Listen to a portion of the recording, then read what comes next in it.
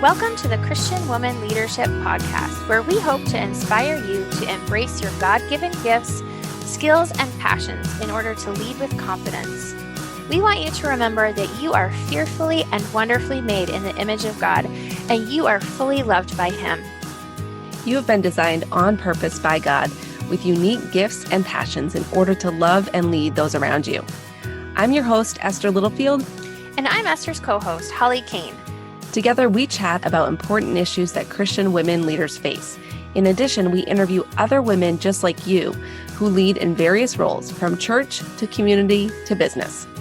Through this podcast, we offer you encouragement, tools, and resources to help you on your leadership journey. We are so glad you're here with us. Hi, friend, and welcome to the Christian Woman Leadership Podcast. I'm your host, Esther Littlefield, and I am here again with my amazing co-host, Holly Kane. Hey, Holly. Hey. Are we ready to dive in today? Well, I feel like we're ready, but I don't know. I was making some weird noises a few minutes ago. I hope you didn't catch it on the recording.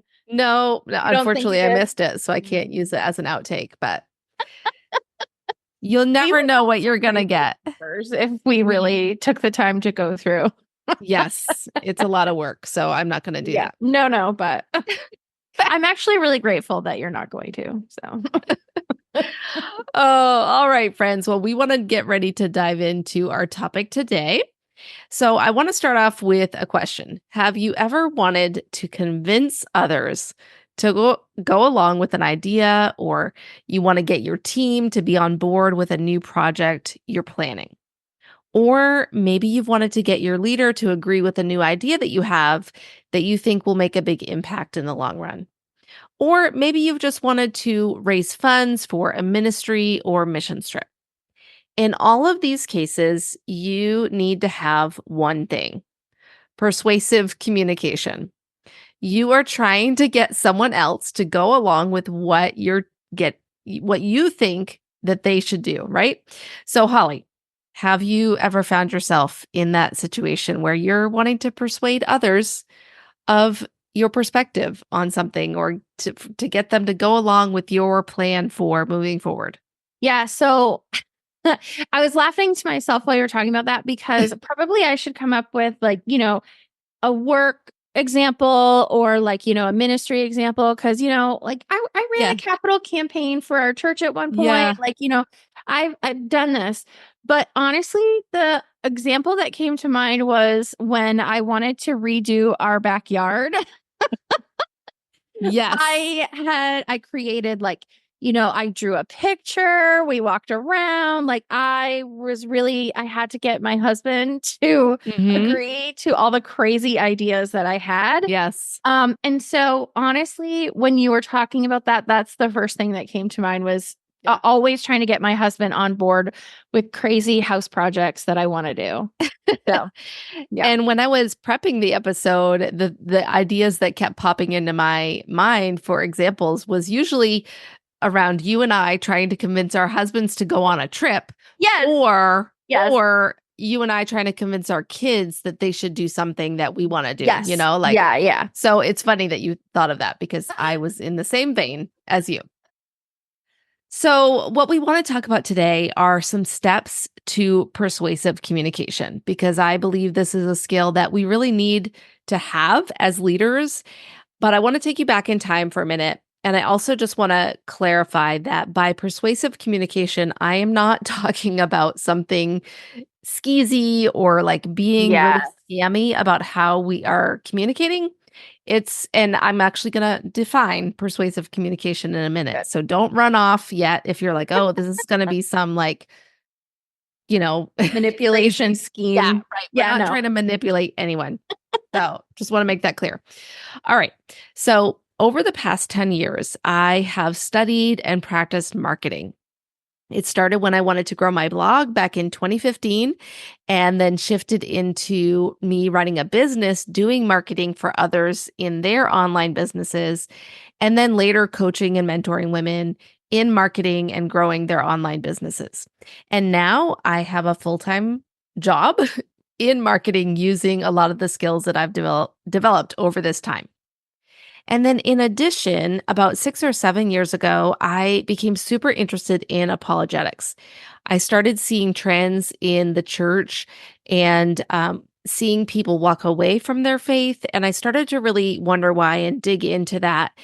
And I also realized my own need to go deeper into having a real intellectual foundation for what I believed, not just relying on what I had learned growing up or my emotional experiences, but I really wanted to have this like solid foundation for why I believed what I believe.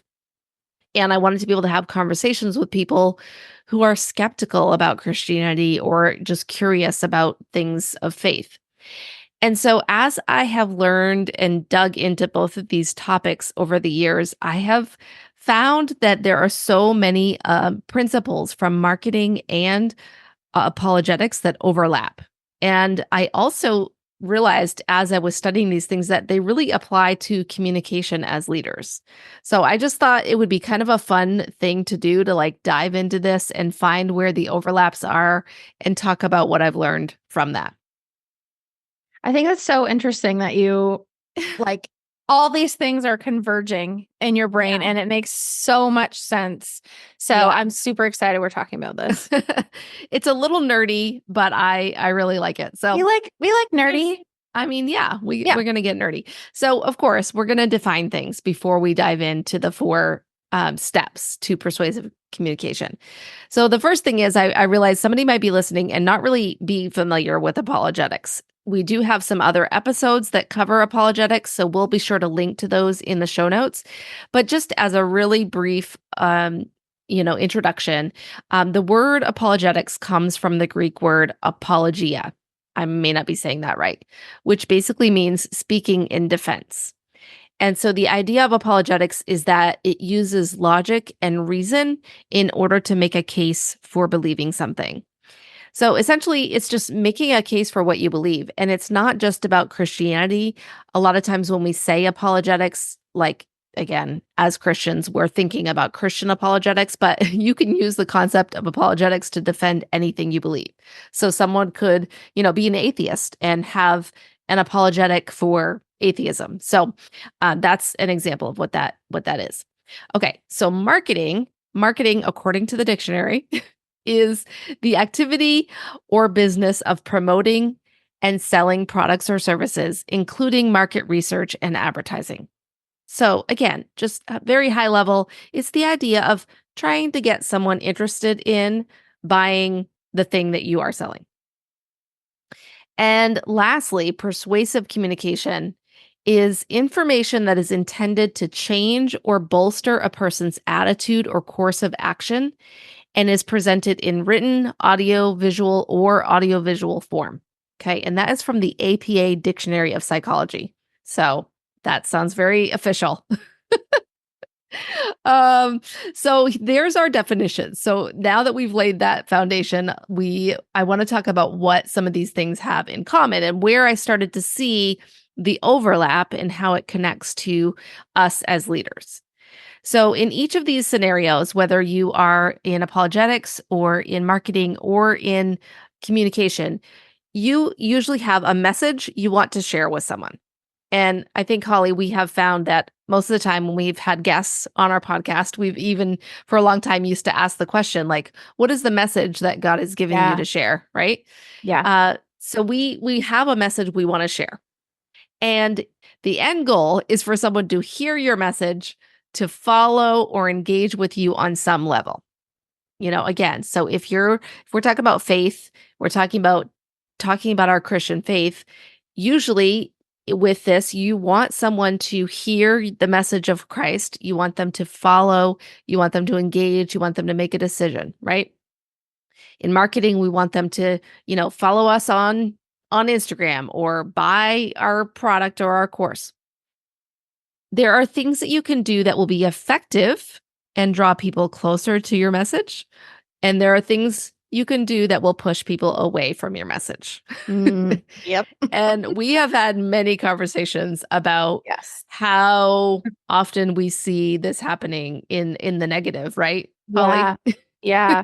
People don't even realize that they are pushing people away when what they really want to do is draw them in, and they're just using all the wrong, words, tactics, messages, however you want to say it, but they're doing it all wrong. So yeah.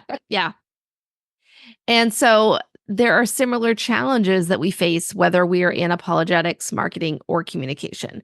And one of those challenges is figuring out, how do I actually persuade someone? How do I actually convince someone or get someone to see my perspective? And I think this is where a lot of us get off course because we think that persuasive communication is just about stating what we believe and being really convincing about it, right? Like you said, like some of these things where people are trying to convince someone of their stance on a particular political issue or a particular faith issue, or, again, a business. They have a business and they're trying to get people to sign up for something through their business. But a lot of times the method and the approach that they're taking is not effective. And so when we fail to follow these basic steps that we're going to talk about, I think people miss out on a lot of opportunities. And sometimes it can even damage your relationships and, even your credibility or your reputation when you go about this in a negative way. Yeah. And again, this can relate to how we communicate with people about our faith. It can relate to how we communicate with our kids and how we communicate in our families or with our business or our leadership. So I have an example of this, if that's okay. Oh, great. Yes. So I remember my parents telling me, so my parents got saved in the 70s. My dad was in the military. They got saved in the 70s. Neither of them came from really Christian homes per se. Like my grandparents were Catholic or Methodist, but really didn't really understand the salvation story. So they got saved in the 70s and they came home from California and started sharing with family and friends, and were just so passionate about it and so adamant about it that it ended up turning people away from them and made those conversations more difficult over the years. And thankfully, I feel being on the opposite side of that, seeing how they really ended up using their lives kind of and good relationships, but to influence people or to persuade or to kind of, share the gospel. But, in those young years where they had just figured that out and just really were starting their relationship and love the Lord and that sort of thing. And so it's like, I think this is a really great topic because I think that when we get passionate about things, we want other people to grab onto that passion, and we don't understand why they wouldn't. And so it's really important to kind of have your wits about you and remember that not everyone's going to pick up on this. And we, you know what I mean? Like we have to have a really good way of approaching people with the things that we want to talk to them about, discuss, relay, whatever that is. So I love that you said that. And I think that idea of that passion is so important. And I think what happens sometimes is people get really, really passionate about the thing that they are excited about. And then they get really discouraged when people don't respond in the way that they expected that they would respond. And again, it's not always about the actual message you're sharing. It's about the way you're sharing that message. Yeah. And that is why sometimes people are not responding in the way that you want them to.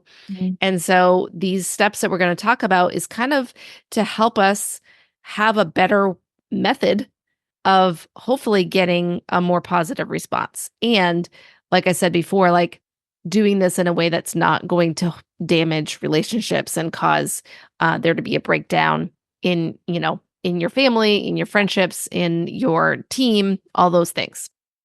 So are we ready to jump in? Yeah, let's get going. I'm excited. All right. So the first thing is get to know your audience.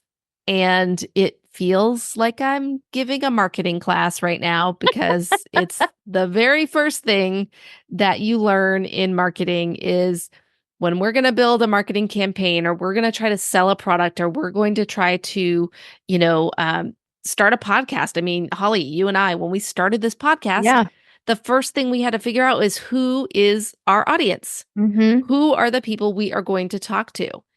and why are those the people we want to talk to? And if we don't know who we are talking to, our marketing is going to fall flat. And so similarly, when engaging in apologetics, it's really important to know who you're talking with. When I've read different books and listened to podcasts about apologetics, they talk about this a lot. And it's like your approach for apologetics is going to be different if you're engaging with a group of Christians and you're diving into maybe foundations of why the Bible is true, for example, something like that. Right. And it will be different if that's your audience versus if you're talking to a friend who's skeptical about Christianity as a whole. You're going to have to take a different approach, and you're going to want to have a different method with those two groups of people. And so when we think about persuasive communication in leadership, this principle applies as well. It's important to get to know who you are wanting to communicate with and the scenario around that. You want to know about that person or that group of people so that you can more effectively communicate with them. So I'm curious, Holly, if you have an example of this in your own leadership experience.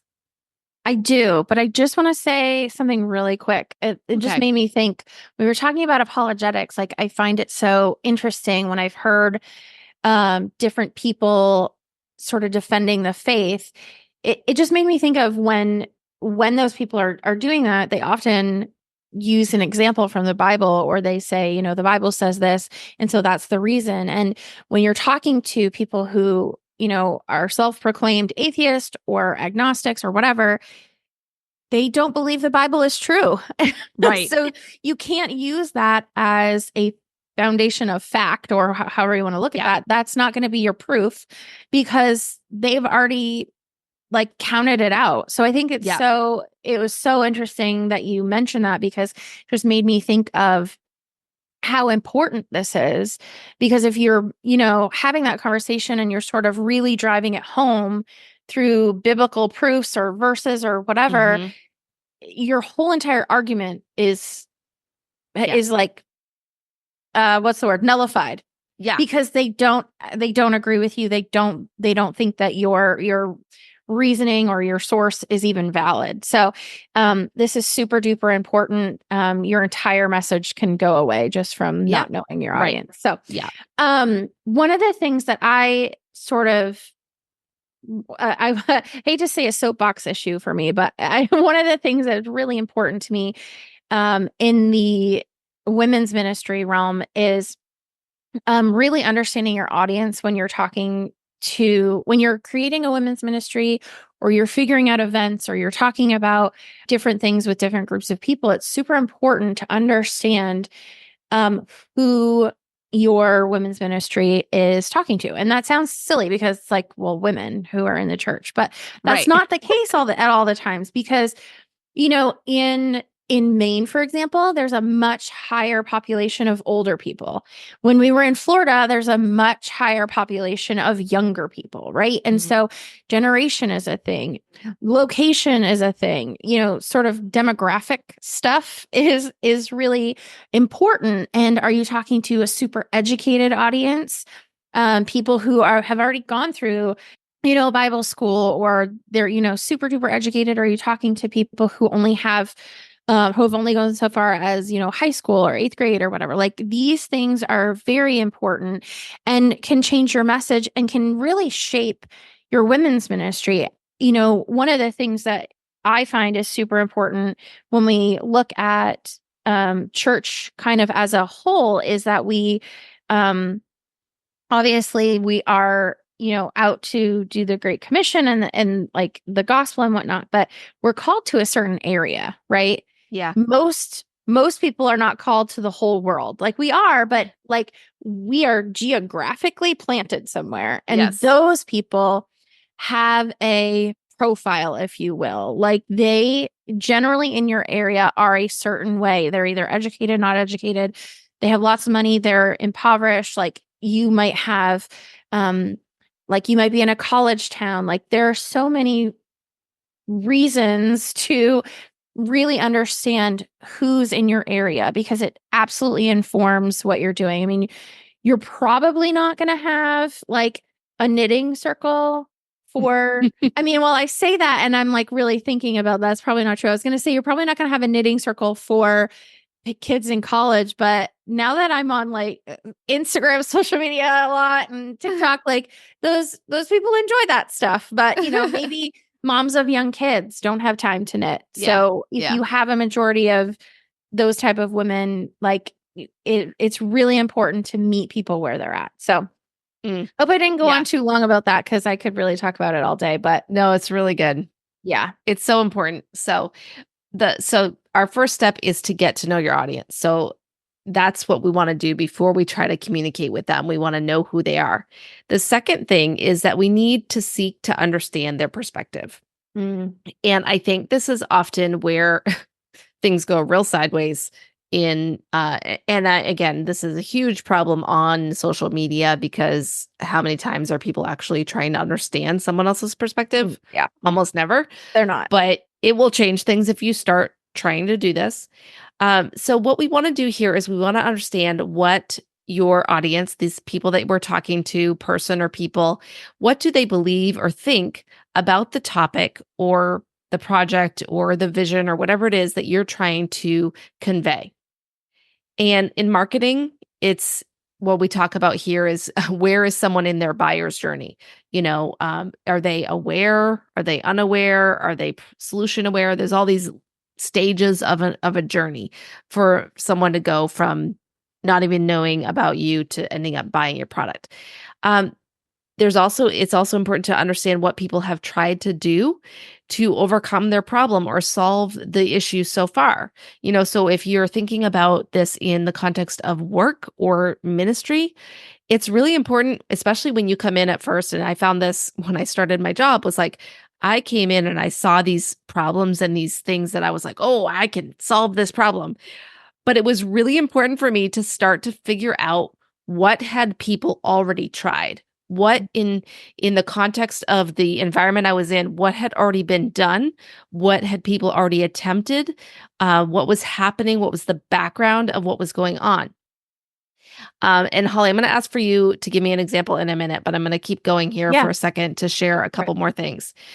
This is also important in apologetics. So one of the best books I've ever read on apologetics is called Tactics: A Game Plan for Discussing Your Christian Convictions. And it's by Greg Koukl. And one of the key things he talks about in the book is the idea of asking questions in order to understand someone else's perspective. And what he conveys is that when you ask people questions, it's partially about you being able to understand where they're at, but it's also to get them to think more deeply about their own perspective. And it almost forces people to question their own assumptions, their own biases that they may have never really considered before. When you become a good question asker, you will get people to think differently without ever telling them what to think.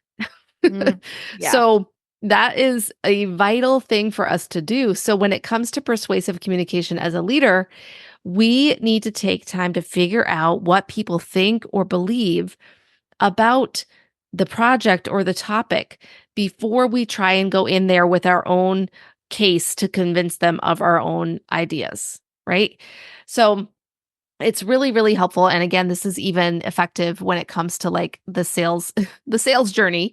And so, Holly, do you have any examples of this, of how you sought to understand someone else's perspective, whether it's in business or ministry? Yeah. So I'm glad you talked about that book and his idea of really asking questions, because when I was doing my business full time and like bringing people into my business as customers, and I would get on the phone with them, I used to be like, well, this is what I do, da, da, da, da, da, and here's why you need it, and here's how it'll benefit you. And then like that didn't ever really work. And then I finally found this template somewhere. I don't even know where I got it from. And it was literally just a list of questions that said like, hey, what's your ideal state? What do you want your business to look like? And what one of the real key questions I asked a lot of the business owners is, what keeps you up at night? What bothers you? What are you constantly obsessing over right now in your business? And honestly, it didn't have to be finance related, because I could always get back there, because there's so many financial related things in business. Obviously, you're there to make money, and usually when people are coming to me, they already were feeling the pain. They already knew that they needed a solution. But Right. I mean, this worked wonders for me, just asking question after question after question. And frankly, for me too, it really helped me figure out how I can serve them, where they were kind of at. And I had some people that came in who knew a lot about finance in their business, and I had some people who knew zero. And so it Mhm. really made it easier for me to serve them and understand where I was coming at, but it was also made it easier for me to get them to buy my service as well. Yeah. So, Yeah. yeah. Yeah, I have an example of what not to do Yeah. with this, because just as you were sharing, it made me think of this situation I had when I moved here to Tennessee, and I was trying to find a hairdresser, which I Oh still haven't no. done. And I went to someone for a consultation. Mm, And you know what? She really did not ask me very many questions yeah. about what I was looking for or what I knew already about taking care of curly hair. Yeah. And instead, she just started to kind of go into this like teaching about all the things I needed to do and how Oh. like and I felt very like it felt very condescending. It felt just like it didn't resonate with me, and I didn't go back to her. I didn't end up paying her for my services because she didn't take time to understand what I already knew Mm, about curly hair and how to treat it and all of this stuff. And so yeah. it was just interesting to me, like what you were saying, like it was much more effective when you took that time to figure out where your person was at before you kind of did the sales pitch part of Right. what you were Right. trying to communicate, right? Yeah. So this is a very key portion of the process of persuasive communication. Okay. The third step here is communicate so they can understand. Okay, this sounds so basic, but we've gotten to the point where you know who you're communicating with. You've taken time to understand their perspective. So now you have a chance to share what you think should happen. Perhaps you're ready to present your ideas to your boss or your leader at work, or you're getting ready to cast the vision for the new direction that you think the women's ministry is going to take. And this is the time when you're really wanting to get really good at using language and messages that your ideal person will understand and resonate with. So, in an upcoming episode, we're going to be talking about creating a message that people will actually want to listen to. And we're going to go much deeper into the specifics of how to do this. So, we'll do that when we get there. But first, I want to let you know that in episode 172, Esther actually shared 5 ways that Jesus communicated and what we can learn from his approach. And one of the points that she shared in that episode was about how Jesus used stories and parables, and he communicated in the method and manner that was common in his time and in his culture. And I think that so embodies or underscores what we're actually trying to say here, Yeah. communicating so that people can truly understand where they're at and really Yeah. digest what we're talking about. Right. And so in that episode, I really think that Jesus was actually being a persuasive communicator. And again, like we said in the beginning, this doesn't mean that he was manipulating or Mm, tricking yeah. anyone. It was that he was using stories, and those stories resonated with his audience, and the stories came through to people in ways that they could understand. He used examples of things that were real life things that they would know about. Like, when we read them in our current culture, it's harder for us to understand because we don't live Yeah. in a culture that has shepherds and and I mean, just some of the examples he gives are very relevant to that time and that place. And we also know that, his audience sometimes did have questions about his stories. It didn't always mean that they got it right away. Yeah. They were not always super brilliant. And just like we are not always super brilliant. And we know that Jesus' approach was probably much more complex and sophisticated than we even realize. But my point here is that when we are attempting to be persuasive with our communication, we need to make sure to use methods and language that will help your message be understood. And so, in a recent work project, a team member and I wanted to make a case for a project that we feel is really important. And we did a lot of pre-work that, we did a lot of the things that we've already discussed. So we knew who our audience was. We knew who we were going to be talking to kind of get this project approved, essentially. And we also knew their perspective on the project. We knew the things that were important to them. And so we developed a PowerPoint outlining the reasons for the project and why we felt it was vital. And we shared a visual representation of what we wanted to do and the direction we felt it should go. And then we also used data and facts to back up our case. And so we knew that this was going to be more effective than just going into that room and just sharing our key points and our opinions. We wanted to engage our audience with the things that we felt would be most effective to get them to see our perspective. And it worked, just have to tell you.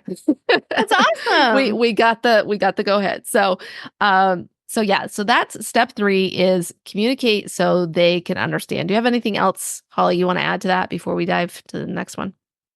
No, I think you covered it, but I do think that this is a really good, if you're having a hard time getting people to kind of understand what you're talking about, it's a really good question to ask yourself, like, am I communicating at the level that they're at? Am I communicating so that they can truly understand? So I think that's a really good check, self-check if you're kind of having those issues. So, yeah.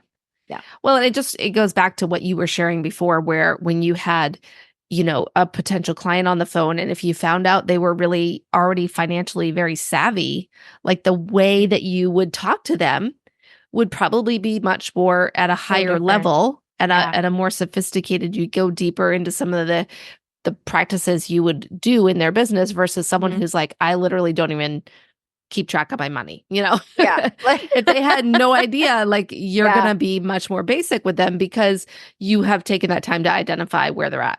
Right. So, all right. Step 4 is to recognize that it's not your job to make a decision for someone else.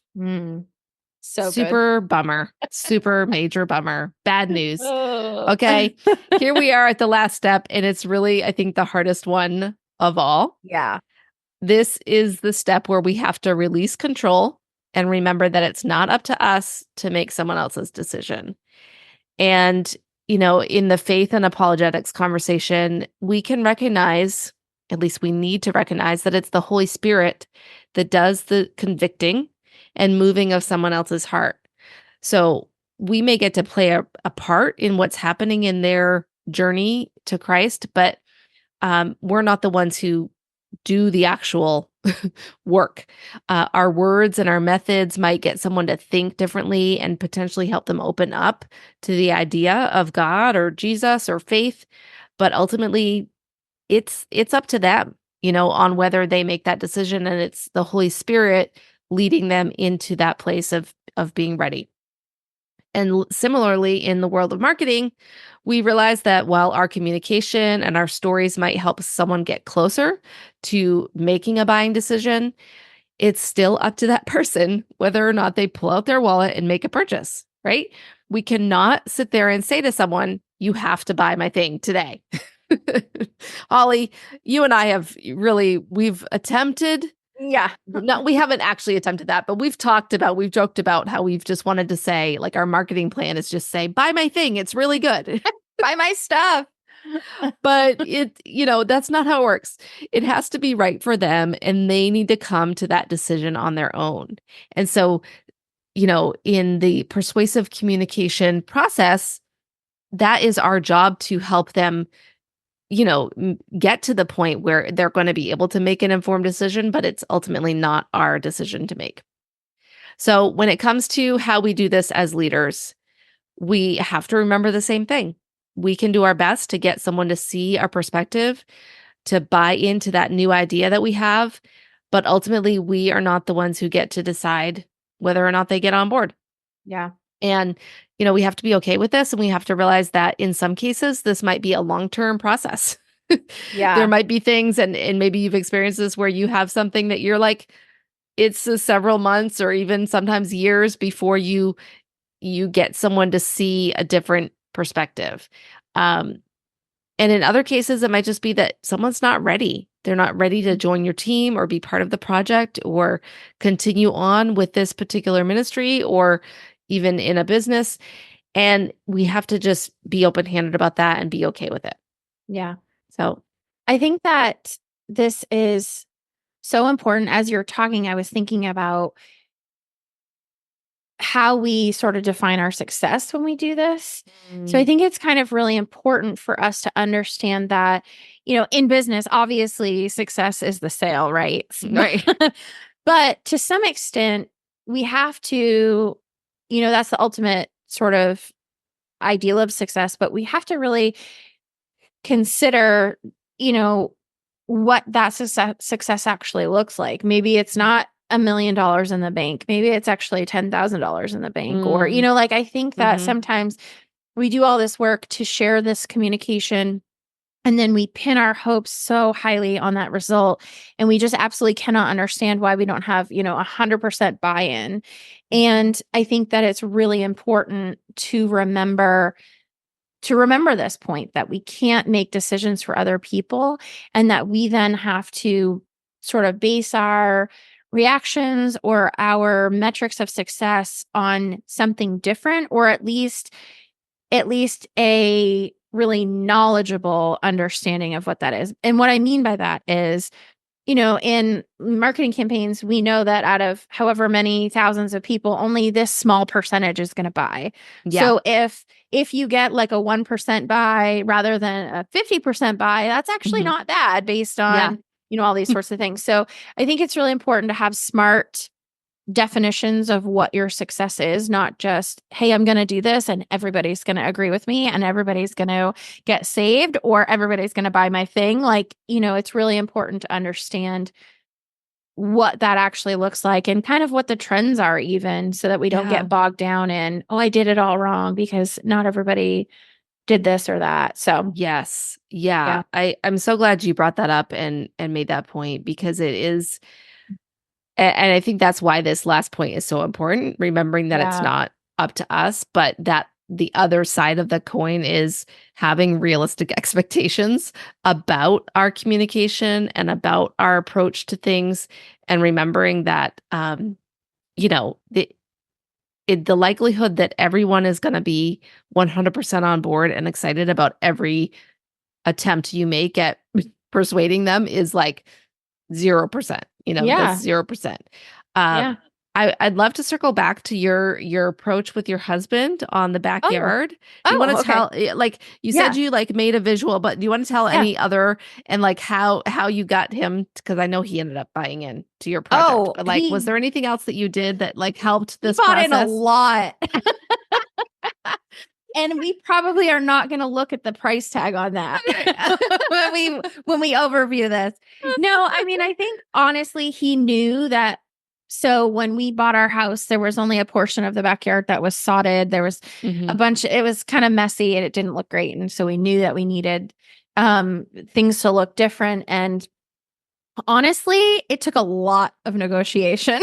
And it's really funny because as you're talking about that, I think about the step, speak so they can understand your perspective. I'm really good at like spatial awareness and like whatever. But to go along with that, I don't understand how far 10 feet is. Which sounds really weird. Like I can just look at something and go, oh, that's going to fit or it's not going to fit. But I don't know if it's 20 feet long or 50 feet long. Like I don't know why that is. But anyway, our brains work very differently, my husband and I. And so we had to go from just that thing on a piece of paper to actually mapping it out in our yard. Like we bought that tape, we bought the little stakes so that we knew where everything was going to land. And it took a lot of negotiation. It took a lot of work, but I have my new backyard. Yeah. Well, I think that it's just a fun example of this, Yeah. this process we've walked through. And one of the things that you were saying earlier kind of made me think of this, and I don't want to rehash everything, but on the seek to understand their perspective, I think one thing we didn't say is how important it is to understand their motivations. And you Mm, kind of brought up the fact that you and your husband have very different, perspectives and different yeah. personalities. And like, if you know what motivates your husband and what's Mm, important to him, yeah. it's going to be easier for you to bring your Yeah. case to him with, you know, speaking to his motivations. And Yeah. similarly, like I was saying with how me and my team member at work, like we worked together on this project, and like we knew what was important to our leaders and to the people we were going to present to. So we were trying to lean into those things in Mm, our presentation, in our case that we were making, yeah. because we knew the motivations of those people. So again, that's a big part of seeking to understand someone's perspective, is make sure you understand what motivates them, what gets them excited, what gets them interested. Mm, Because if you don't know that, you could just be speaking you could be speaking to what would motivate you and right. what you would be excited about, but Right. it really has no meaning or importance to them at all. Yeah. Yeah. And that is Okay. like such a, well, I'll just say this really quick, like quick marriage tip. Like Oh yeah. we had the same goal, but we had very different ways we were going to go about it and very different priority lists. Like, even though our goal Yes. was the same, like certain things were more important to me, certain things were more important to him. And like, Yeah. it was important for us to, like, we actually had to verbalize those things. That's Yep. actually not that important to me. This is more important to me. And Yeah. he would have to say the same thing. So like, I'm not saying try and manipulate your spouse, because we're not talking about No, no, manipulation no, no. tactics. We're talking about persuasive communication. But I mean, it it goes all into that, and it's so funny how it relates, and this permeates our entire lives. It's not just Yes. at work. Like, these are things we can use in our marriages and in our relationships to speak to Yep. people. So Yeah. Yeah. yeah. All right. 100%. Right. Well, we hope this has been helpful for you as you've listened today. And like Holly said, hopefully this is something that you can take these principles and these steps and apply them in whatever form of communication you are doing in your life and leadership. So just to recap the steps we talked about get to know your audience. Who are you talking to? Secondly, seek to understand their perspective, including their motivations. Thirdly, communicate so they can understand. So use language and approaches that will make sense to them. And then lastly, recognize it's not your job to make someone's decision for them. And I'm going to add on to that and say, but be willing to negotiate, because you mentioned Yeah. negotiation in your example. And so sometimes there might be a level of, can we negotiate here to reach a Yeah.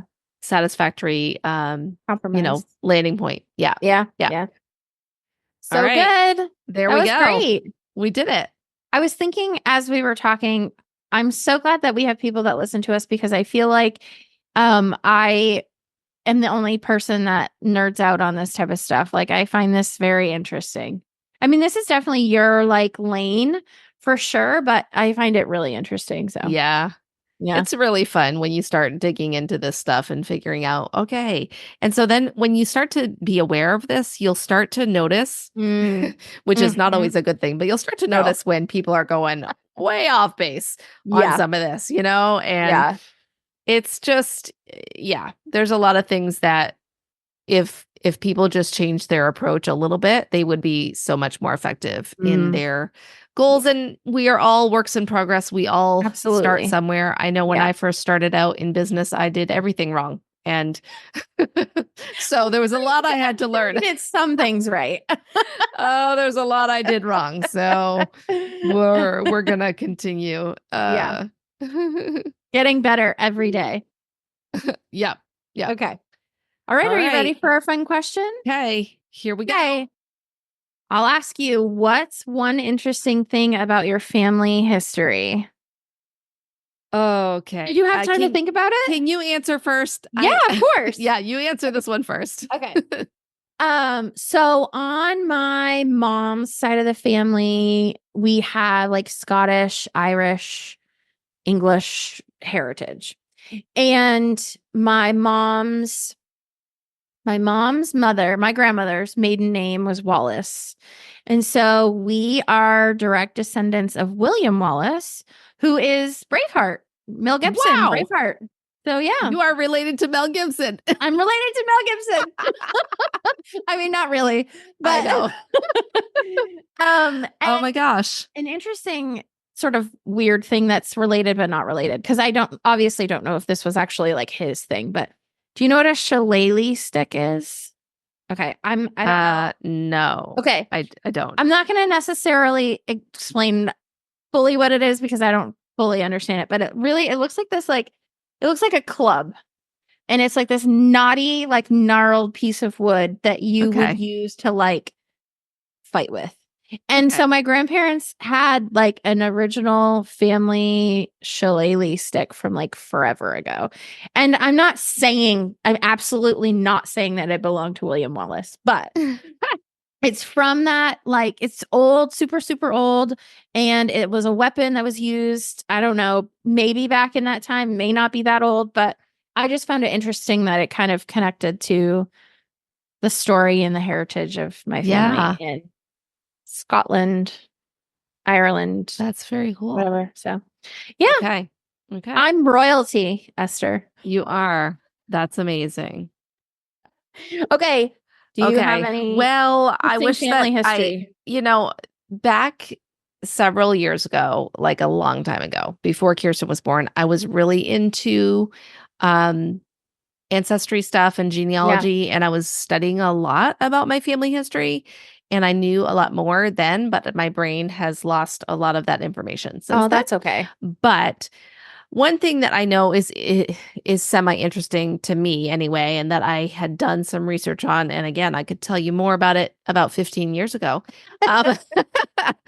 But my grandmother was born into a family. So my grandmother comes from a French family, and I'm not sure when they like came to the US, but anyway, I know that the heritage is French for sure. Mm-hmm. And she was born into a family, but then later had to be given up for adoption, and like ended up not growing up with her biological parents. And I know there's a story there. I don't remember all the details, but I know that she was essentially either adopted or fostered into a different family for all of her life. And so like she really had, a rough start.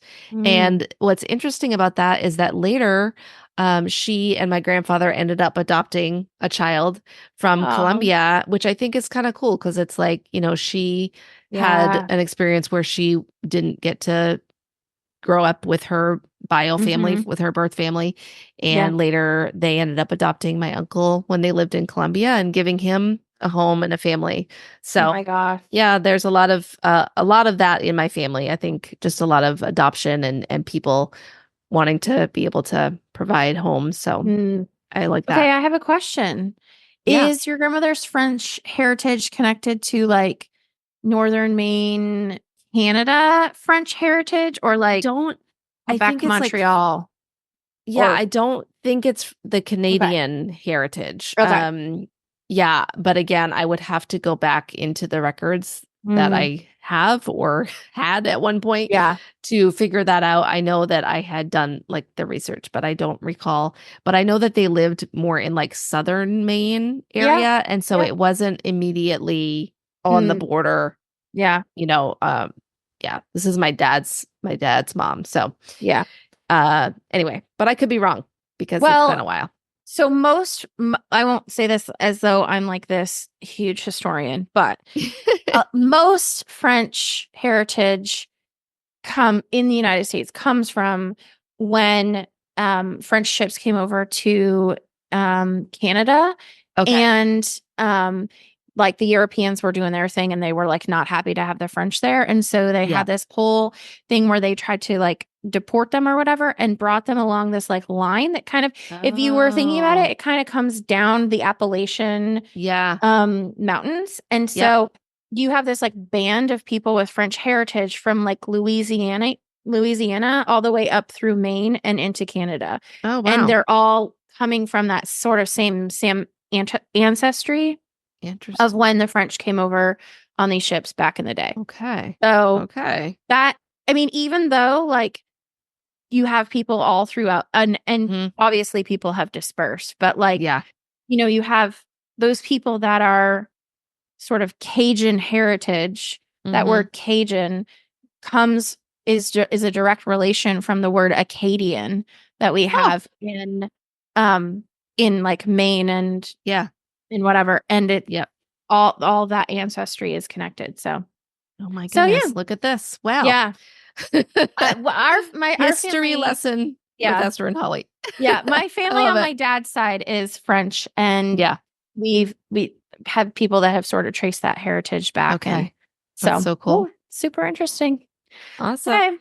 Okay. Well, there we go. You know, I feel like we have one of those stars, you know, that's flying across the screen with the rainbow. Right. The more you know. Yeah. So here you go, friend. If you enjoyed this episode today, share it with a friend and ask them, what's one interesting thing about your family history? You never know what kind of fun conversation you might get. You might be related.